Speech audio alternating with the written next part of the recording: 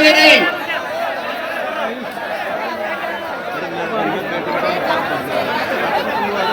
सुनो साहब, ऐसा है, बोलो देवनारायण भगवान की। दादा सुन लो मंच वालों।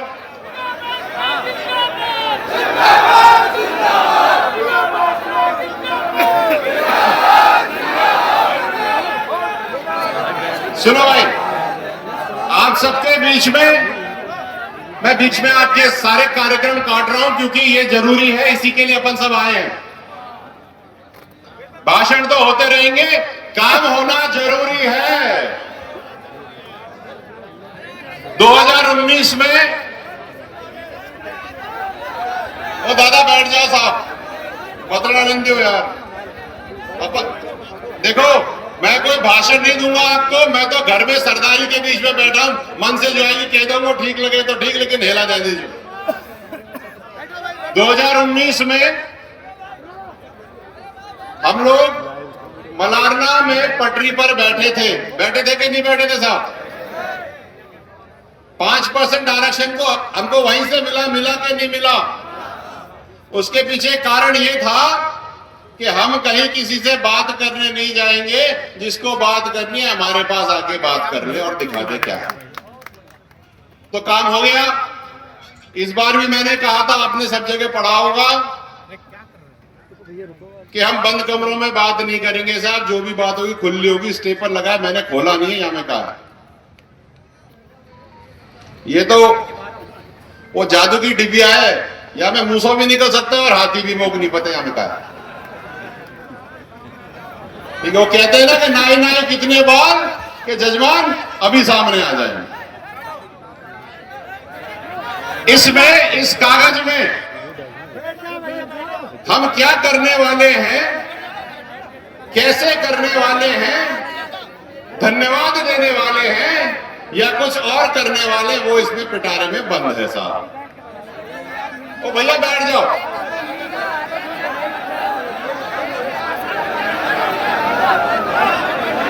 जब तक बैठोगे नहीं खोलूंगा नहीं, अब बैठ जाओ।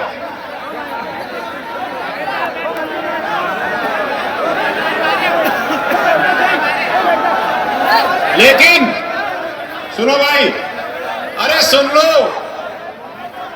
घर में बैठे हैं, कोई भी अच्छा काम करने से पहले, और सुनो ओ भाइयों, मेरी बात सुन लो राजाओं, मैं जानता हूं बहुत उत्सुक हो।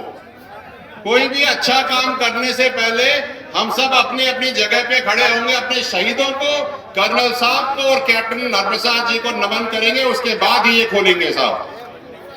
और शहीदों को नमन करेंगे, उसके बाद ही ये खोलेंगे। ठाड़े आ जाओ।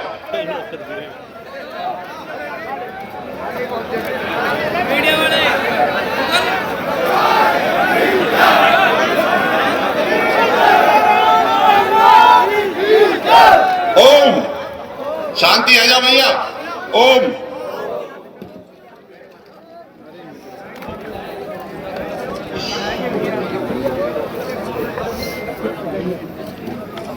शांति।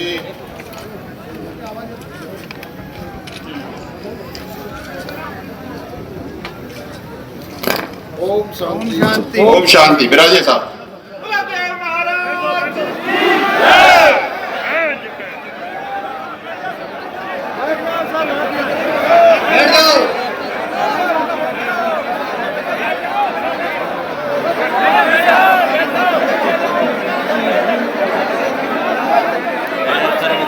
आप सब बैठ जाओ भाई, भाई बैठ जाओ, बैठो बैठो, तुम यहाँ पे बैठो।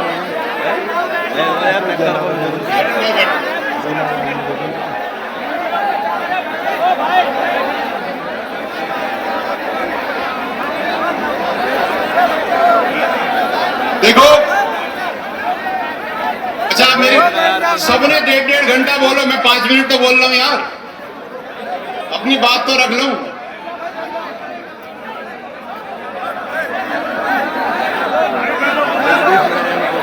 ऐसा है, पिछले 23 तारीख को शहीद दिवस के, बैठो भाई, बैठ जाओ, बैठो भाई बैठो, देखो ऐसे चलेगा नहीं, बैठोगे नहीं तो खोलूंगा नहीं, खोलूंगा नहीं तो पता नहीं पड़ेगा। तो बैठ जाओ दादा, आप सब बैठ जाओ। छगन बैठिए। पिछले 23 तारीख को शहीद दिवस पे हम सब एक साथ बैठे थे, अपने शहीदों को नमन कर रहे थे, तब एक बात आई। अरे बैठो भाई, इतनी सी चीज के लिए अगर शांति से नहीं बैठ सकते तो फिर इसको खोलने की जरूरत क्या है? अरे भाई शांत रहो, आप लोग शांत रहो। जब ये निर्णय लिया गया उसके पीछे कारण क्या था ये भी समझिए, क्योंकि अपन ने महापंचायत बुलाई तो बुलाई क्यों? मैंने कल भी कहा था, परसों भी कहा था, और आज सुबह के अखबार में भी आ गया कि मैंने कहा था, और मैं इस बात पे पूरा अनुसरण करता हूं, विश्वास करता हूं कि जंगल में तो नार रहता है, लेकिन गीदड़ों को बताने के लिए कि जंगल में नार रहता है तो उसको दिन में 2 बार दाड़ना पड़ता है। और आज आप सब नारों ने आकर के जो दहाड़ लगाई है, दिल खुश हो गया सब। आज आपने एक साथ यहां खड़े होकर के जो समाज को ताकत दी है, जो शक्ति दी है, इस शक्ति और ताकत से राजस्थान ही नहीं पूरे भारत में गुर्जरों का इतिहास एक बार फिर से शुरू हो जाएगा। ऐसे आज सुबह से मैं ऐसे चल रहा हूं, बीच में थोड़ा सा ऐसे हो गया था, लेकिन ऐसे हो गया साहब, छाती नहीं फाड़।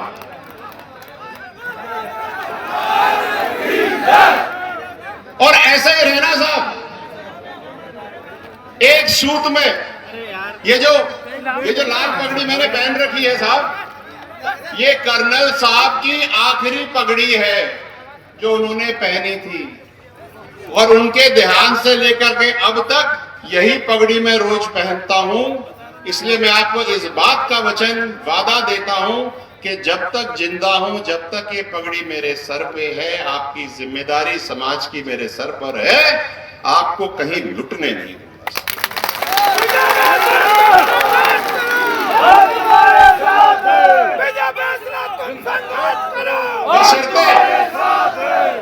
बशर्ते आप यूं ही मेरे कंधे से कंधा लगा के मुझे दम लगा करके हल की तरह चला के दे।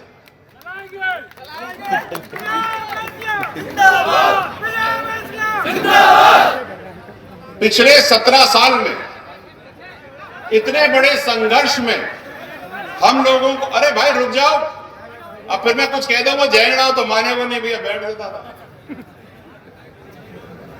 मेरे लाडले भाई ये सारे के सारे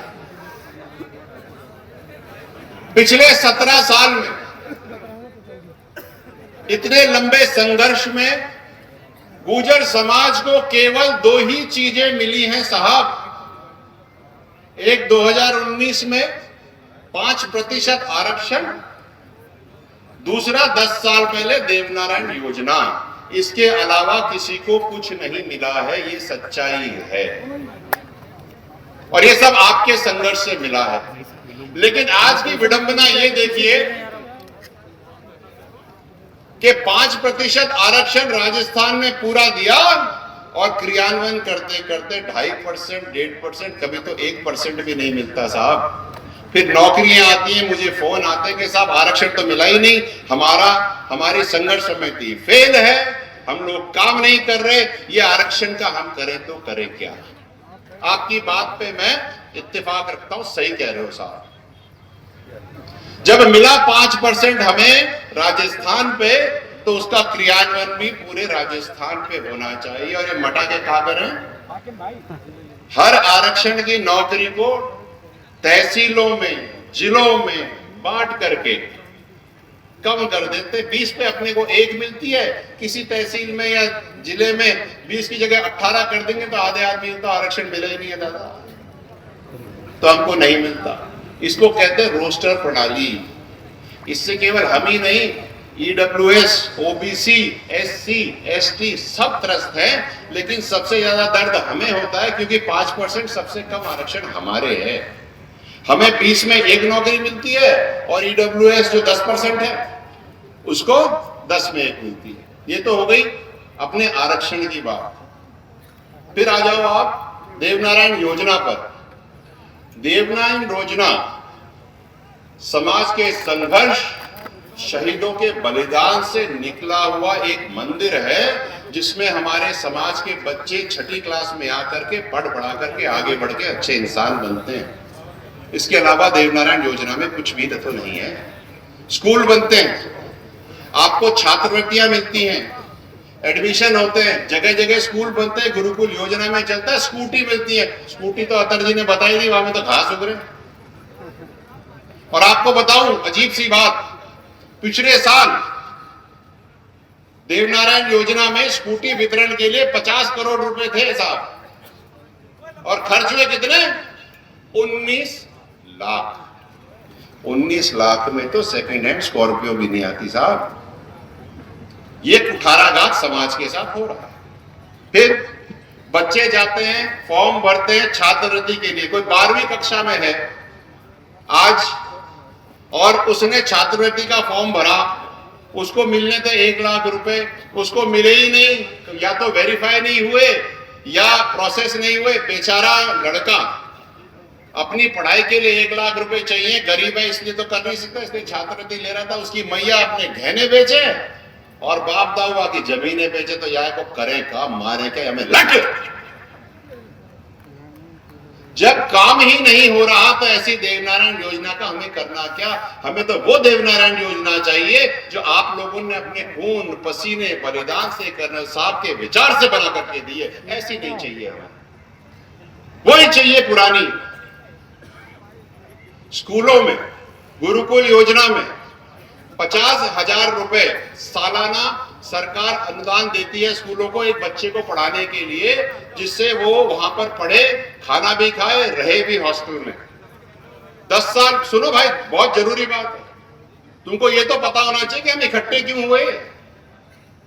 कहते हैं ना कि दाई से पेट नहीं छुपाता, समाज में झूठ नहीं बोलते। तो 50,000 रुपए 10 साल पहले थे, आज स्कूल की फीस हो गई है 1 लाख रुपए। और स्कूल में एडमिशन करा करके मटा का प्रिंसिपल कह रहा है कि ऐसा मेरे पास तो पोसाता नहीं, एक काम कर, 50 मुझे मिल रहे हैं, 30 मैं रख लेता हूं, 20,000 तू रख ले, अपने बच्चे को घर पे रख, साल के अंत में जब एग्जाम आएगा तो आकर के दे देना। तो इस चीज के लिए तो हमने बच्चों को स्कूल नहीं भेजा था ना। अगर घर में ही पढ़ाना था, बूढ़े पे ही बिठाना था और खूंटे से ही बांधना था, अपने घर में ही बांध लेते। इसलिए अब समय आ गया है कि हम सब मिल करके एक तो देवनारायण योजना ठीक करें, दूसरा 5% आरक्षण को ठीक से कराएं। इसके अलावा एक और भी बड़ी चीज है, इससे हम त्रस्त हैं सारे के साथ। पिछले 17 महीने में एक भी केस वापस नहीं हुआ महाराज। केस वापस करने की बात तो दूर, जमीन कुर्की के ऑर्डर निकल गए। ये विडंबना है। और ये विडंबना क्यों है? और भी बहुत सारी चीजें जो नहीं हुई, लेकिन मैं उसमें नहीं घुसूंगा। ये बोर्ड लगा हुआ है, रीट 233 अभ्यर्थी की नियुक्ति दिलाई जाए। बेचारे वहां बैठे, मंत्री जी से 3-3 बार मिल लिए, रोड चलते हुए मंत्री से मिल लिए, जाकर के ऑफिसों में मिल लिए, लेकिन काम नहीं हुआ। 1252 बच्चे बैठे। पहली बार जब 2000 आप सुनोगे तो आपको समझ में आएगा कि अपने समाज के साथ होता क्या है। कौन सा स्वामी वालों बैठ जाता था, और कम है तो मेरी स्वामी ले ले।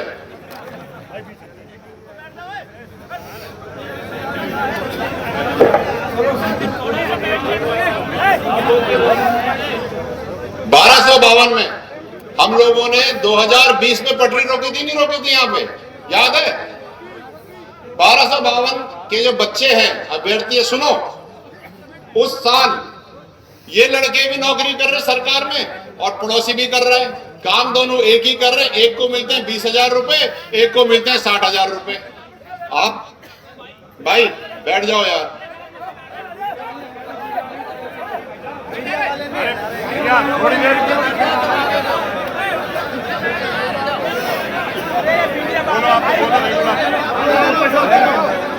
अरे मैं कुछ बोल लूं तो ऐसा हुआ कि जब दोनों के दोनों काम एक ही करते हैं, एक को 20,000 मिलते हैं और बगल वाले को 60,000 मिलते हैं, तो ये गलत है। तो इसके लिए अपने को रेल रोकनी पड़ी, फिर जाकर के बराबर किया। ये आपके संघर्ष का कमाल है साहब, आपको बहुत बहुत साधुवाद। आज की तारीख में, और सुन लो, अब आज की तारीख में इन बच्चों को कह रहे हैं कि साहब आप तो एमबीसी से 1252 से आए हो, आपको प्रमोशन नहीं देंगे। पिछले 7, 8, 10 साल से नौकरी कर रहे हैं ये लोग और इनको प्रमोशन नहीं मिल रहे। इनके 4-4 साल जूनियर या के ऊपर बॉस बने बैठे हैं। अब हमारे सम्मान में और हमारे जिगर में ठेस नहीं पहुंचेगी तो किसके पहुंचेगी? गुर्जर समाज ठुकरेस का समाज है, गलत चीज को बर्दाश्त नहीं करेगा। इसलिए यह भी एक बहुत बड़ा मुद्दा है। मैं तो सही कहूंगा सर,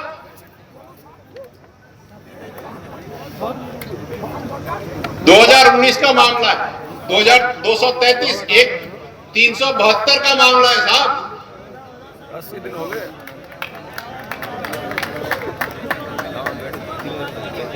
372 के लड़के घूम रहे हैं। जब कर्नल साहब बीमार थे तब से लेकर के अब तक घूम रहे हैं और इनके काम होने, मंत्री जी से भी मिला है, डीओपी से भी मिला है, सब करा। लेकिन मैंने ये सोचा है कि हो 372, 233, 1252, नर्सिंग की भर्ती, वेटरनरी की भर्ती और जो भी भर्तियां, अपन सब मिलकर के संघर्ष करके इन बच्चों को इनका भविष्य ठीक से करा के देंगे।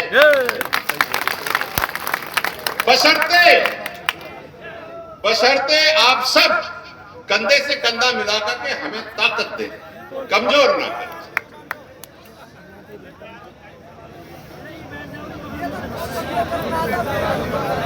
अगर आपकी इजाजत हो तो ये मसौदा खोला जाए।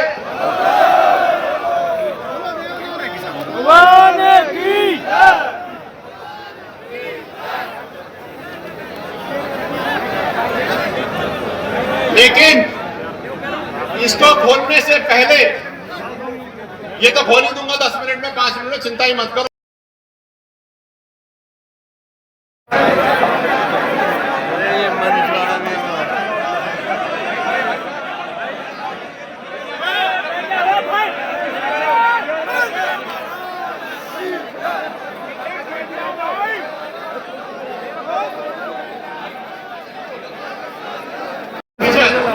आप सभी बैठ जाइए। बोलो देव महाराज की।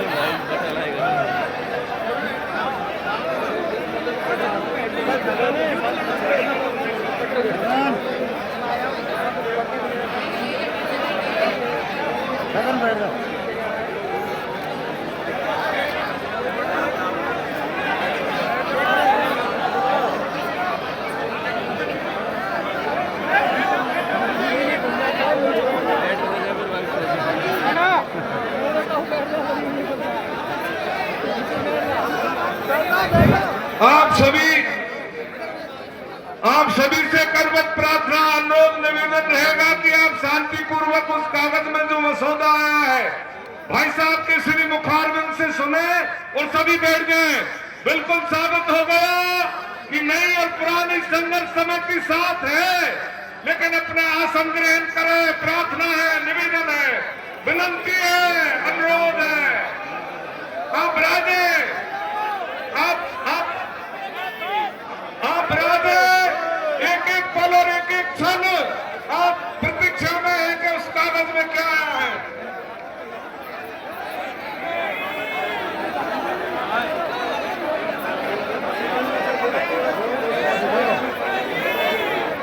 भैया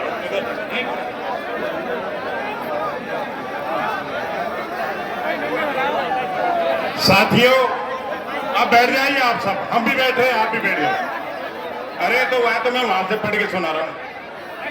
यहीं से सुना दो, यहीं से सुना दो।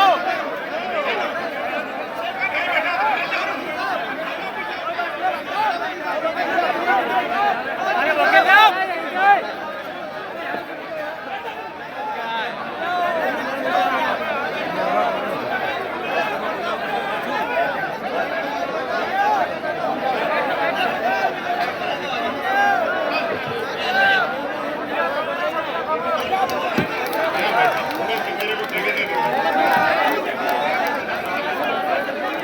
साथियों, ये मंच में जो थोड़ी सी अव्यवस्था हो रही है, बैठने की जगह कम है, आदमी अधिक है। साथियों, भाई विजय ने सारी बातें बताई कि मंत्रिमंडलीय कमेटी के अभाव में पिछले 2-3 साल से किसी भी प्रकार की बैठकें नहीं हो पा रही थी, इसलिए सारी बातें पेंडिंग हुई। सरकार ने जो मसौदा भेजा है उसमें राज्य सरकार 5% गुर्जर आरक्षण को 9वीं अनुसूची में कैबिनेट से प्रस्ताव लेकर के और एक लेजिस्लेटिव तरीके से अनुमोदित करके केंद्र सरकार को भेजी जाएगी।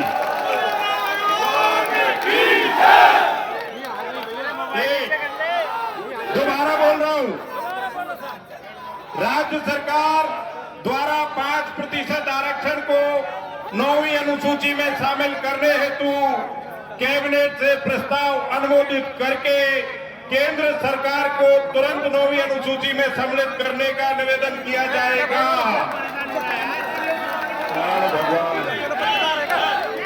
दूसरा, अब दूसरा सुनो, अरे सुनो तो सही भाई, अब बैठ जाओ, आप आगे से बैठो, आगे से बैठो।